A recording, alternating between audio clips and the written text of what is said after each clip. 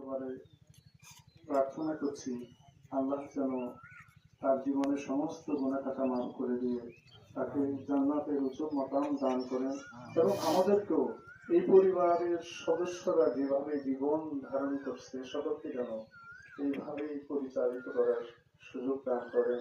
আসসালামু আলাইকুম ওয়া রাহমাতুল্লাহ। মরহুমের শোক সন্তপ্ত পরিবার পরিজন আজ গভীর শোকে শোকাহত।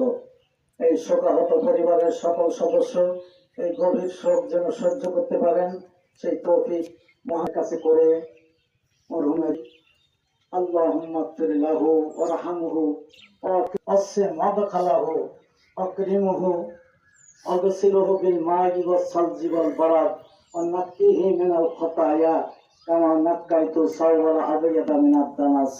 আল্লাহুম্মা আবদিলহু দারান খায়রাম মিন দারিহি ওয়া আহলান খায়রাম মিন আহলিহি ওয়া যাওজান খায়রাম মিন যাওজিহি।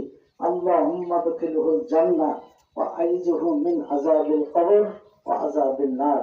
রব্বুল আলামিন দয়া করে তার সমস্ত গুনাহ মাফ নাযিল করুন, সমস্ত ত্রুটি থেকে তাকে মার্জনা করে দেন, তাকে সম্মানের সাথে আচরণ করুন, তাকে ঠান্ডা শীতল পানি দিয়ে আল্লাহ দুনিয়ায় তাকে যে আত্মীয় স্বজন সাথী সঙ্গী দিয়েছিলেন তার চেয়ে উত্তম সাথী সঙ্গীর ব্যবস্থা করবেন।